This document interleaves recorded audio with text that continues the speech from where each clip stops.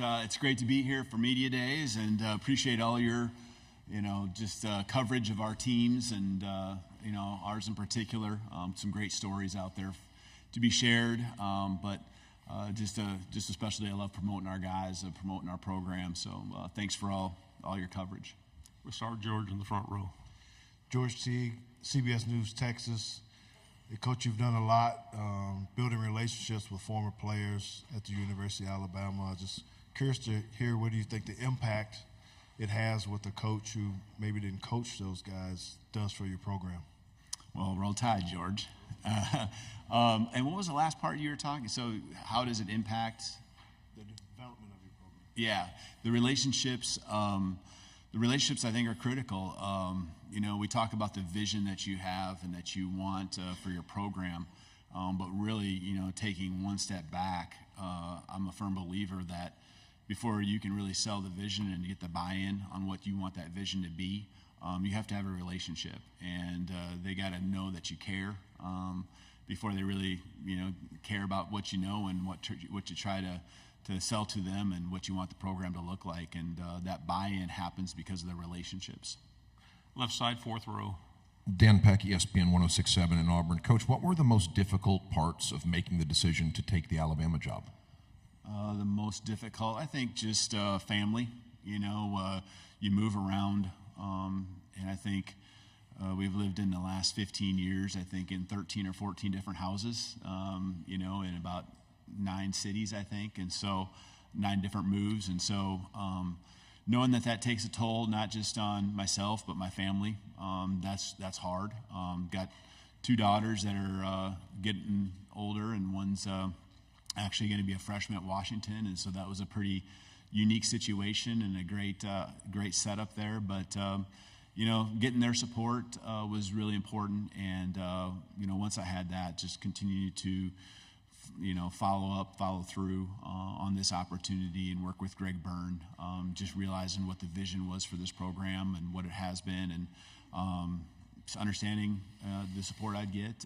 It's just made it to where I understood again why this place is special and why I wanted to be the head coach here. Right side, front row. Hey, Kalen, good morning. Zach Klein with WSB Channel 2 in Atlanta. I'm curious how far back, if at all, your relationship goes with Kirby Smart, and what can everyone expect for your first SEC game? Yeah, really, other than just the meetings here recently, it hasn't been a lot of or any interaction I've had with Coach Smart from afar. You follow the best of the best, and he's been at Alabama. He's got a great coaching history there as the head coach at Georgia. Watching the games they've been a part of. You're always trying to take from those teams that are there at the end of the year, and so nothing but respect, and I have an appreciation, I think, for the game itself and people who are trying to make the game better, and I certainly would appreciate what he's doing for our conference as one of the leaders and representing our conference when it comes to improving our game as well.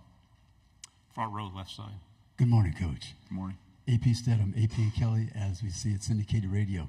Coach, there's 2 units. I use the term like a chorus line, the offensive line and the defensive back. How do you get them ready for the big stage on Broadway, and what are some road protocols that are important for your team? Offensive line and defensive back? Yes. Okay.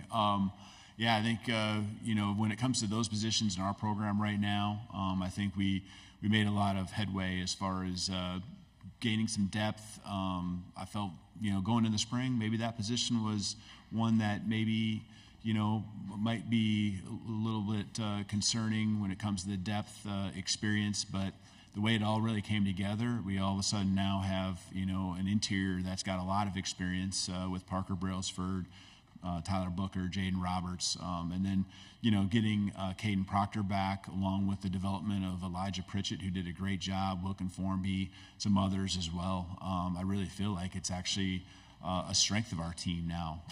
I felt that even at the end of spring, and now continue to see these guys work this summer. I feel even more so. Defensive back, I think we put a lineup out there that is got some experience, but I think us as a coaching staff, it's going to be really important to just every single day, press upon these guys because we have a lot of youth that is very talented, and just pressing on them how important every day is. And their development's going to be critical for us, not just from a depth standpoint, but we could have some young guys out there playing sooner than later when it comes to, playing defensive back and corner in particular. The pro.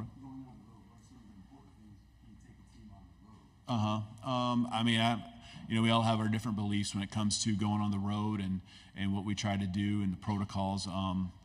I guess I like to get there as late as possible, especially if it's an afternoon or evening game. I know we play the 11 o'clock kickoff there at Wisconsin, so you got to account for some travel and things like that. But try to get as much done at home before getting on a plane. And to me, by that time, it's just kind of tips and reminders and things like that. Continued walkthroughs. Just want the guys to be confident, relaxed, doing everything you can to make sure their headspace is good going into the Saturday. Right side, third row. Kennedy Wright with CBS 42. Coach, can you talk a little bit about how hard was it, or was it even a challenge to bring your own culture and beliefs to a team that's deeply rooted in traditions and kind of has its own culture already? Yeah, I respect, and I've done it enough times to where you go to different places, whether it's as an assistant or as a head coach, to where you kind of know, and the first thing, what you need to try to do early, and the first thing is to just listen to what those things are, whether it's the players, whether it's the alumni, those within the building, just kind of hear, what are front and center, the ones that are the traditions that are most important to them, the reasons for, the success, what's been done. Fortunately, I retained a lot of staff, and a lot of that continuity, I think, helped with a lot of those traditions, and again, helping me understand what I don't know. But then I think there's also just got to be a piece of, and it's more of the scheduling and just the methods that we would use, timing, all that kind of stuff. Just, things that have worked for me, worked for the programs I've been a part of, what I've learned. And I think that it's not necessarily always a right or wrong. It's more about how you blend it all together. And so those things were important to me. We're going to practice in the mornings, and I don't think there's a right and wrong. We've had success mornings and afternoons, but how I can mesh things together and just, make a schedule throughout the week that fits practice in the mornings, that's something that, I feel like I understand well. And that's something I think our guys have embraced and, have educated them. Again, this isn't necessarily the only way you win, but this is the way that I've achieved success, and I think they're very open to it, and I appreciate our guys for being that way. Left side, third row, and then pass the microphone to your left. Yes, sir. Good morning, Coach. Tony Reese out of WCVM out of Columbus, Georgia, the ABC affiliate. What would you say has been the biggest challenge you faced since being at Alabama, and how have you been able to overcome it so far? Biggest challenge, I think the biggest challenge, I know the biggest challenge was early on. The first 2 weeks, with the timing of everything being in the middle of January, there's no question. You got a contact period. We're a 12-2 football team that went to a semifinal game. A lot of talent on our roster, highly recruited football players, and so with the portal being open for 30 days when a head coach change happens, that was intense. It really was. And you're trying to manage retention of a roster with building a staff. And the building of the staff helps with retention of the roster, but just things coming your way. A lot of bullets in the air, that I know I couldn't be more proud of our staff and our team for just working through. A lot of noise that was out there. And there was a couple of guys that moved on, but for the majority of our team to stick around and stay, it was probably the toughest time, but it's one that I think has been very rewarding when it comes to us understanding who we are and appreciation for what we've been through so far here in the first 6 months. Stay on the left side, third row. Tyler Shaw with KBTX in College Station. How much have you and Nick Saban kind of talked since taking over the role, and kind of going off that challenges, what kind of unique challenges do you have in this role after taking over from Saban? Well, I think Coach Saban's been nothing but gracious with time. Anytime I've reached out to him, he has an office over there at Stadium. I got a chance to go over there a couple times to see him, and he's a busy man too, and he's got his things he's doing. But, I think I have just first of all, want him to always know that he's welcome, but I also appreciate that he has put forth the ultimate respect in trying to let us kind of establish who we are. But I said it earlier, this morning, that anyone who's poured into this program, I want them to always feel a part of it, because they've got us to this place, and there's no one more than Coach Saban that's put this program on the map to the level it is right now. And so, I just appreciate any wisdom he shares, whether it be program related or just football in general. He's a promoter of the game. I know he's going to knock it out of the park with his opportunity there as an analyst as well. And so it's a great asset to have close to home. He's been great for our staff as well. A couple of our staff members have gone over there and met with him, whether it's football related or even not football related. So nothing but appreciation for everything he's been to us so far at this point.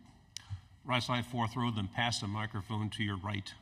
Hey, Coach. Michael Bronner for WNSP in Mobile. You talked a lot about Jalen Milroe in there. A lot of people have been hopeful that you'll be able to help him take that next step as a passer. Of course, the season Michael Penix had for you last year. What do you think it is about your offense that allows a quarterback to be the best version of themselves? Yeah, sure. I think that there's I think, first of all, the talent of your quarterback is most important, right?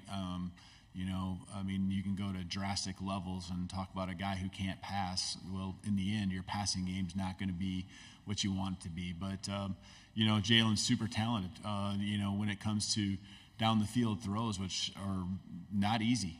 He was one of the best in the country. He and Michael both were two of the top, I think 3 or 4 in the country when it came to accuracy, efficiency, yards per attempt in some of those areas, depending on how you look at it. I think just continue to grow his game, build confidence. It's new language, verbiage that he's got to learn, directing the whole show, and knowing the things that he can do within our system without making it too complicated. That's what Michael had, and he had a few years at it, right? Because we were together at 2019, 2020. He ran the same system under Nick Sheridan at Indiana, 21. And I know there was partial seasons, but then 22 and 23 there at Washington. So he had multiple years. And so, Jalen's just pouring himself into this, learning it as fast as he can. You're never going to question the work ethic of this guy. And, from a passing standpoint, he's got the skill set, he's got the tools. And now it's just tying the footwork to the reads and the progression, knowing when to take off and run, knowing how to move the chains, believing that, hey, in each other, that if you can go through your progression, we can call those shots down the field. If it's not there and you check it down, the next time we can call it again and be confident in calling them more often than less. Right side, fourth row. Hey, Coach. Ben Bobick, Local 3 News in Chattanooga. Amari Jefferson, a kid from the Chattanooga area, stayed over from Saban's recruitment. How do you foresee using him, his playmaking ability in your offense, and has he transitioned to the college football, at least, Amari just came in this summer and extremely, talented, highly touted, just versatile. You see it with the other sports and things that he can do. I think right now we're just learning the offense, learning the system. We get to work with them skill set wise during this time of the year. I get a chance to see that, and you can see that he's going to become a really good player in our program. And, at that position, we'll rotate guys in, and especially if they got a way that they can help us with different certain packages. I'm anxious to get to work with Amari here in the month of August and, get him, see how quickly he can pick things up and get out there and do some things for us. One final quick question right here on the left. Good morning, Coach. Michael Giddens, War Report, Auburn, Alabama. Can you talk about the difference in the types of defenses you had success against in the PAC and what you'll be facing week in and week out in the SEC? And, will any of those differences have an impact on your decisions to either call plays or delegate that responsibility? Yeah, from a calling play standpoint, Nick Sheridan will call the plays, and I just think Nick's a brilliant mind. We have some great staff that I know with a guy like Jamarcus Shepard. They've worked together now for multiple years, and certainly I'm, very much involved in not just the offense but the defense too. And the system is what we've built over many years, and I know Nick's extremely sharp in knowing how to go on the tangents we need to with the personnel we have to make the offense the best it can be. But that's, I think when it comes to applying it to the defenses we'll see this year, I think there's always going to be a variety. I think every conference presents a variety. The talent level here and there might be different. The strengths might be different. The styles you see, there might be more trends in one conference than another, but I think at some point throughout the season, you see almost everything. Coaches go from different sides of the countries to the others, and they institute their packages, their schemes. And so, I think having done this now over 20 years, I think I don't want to say seen everything, but I think you've seen a lot. And you know how to manipulate, defenses. You know how to, attack in the areas maybe that were weak, and how people are going to look at you, I think is as much as important as anything, and them trying to stop what you do best. And so having those little tangents that I referred to and sharp coaches like we have, that's important because as the season goes on, we'll continue to evolve our offense and had to adjust and counter the things that are coming at us.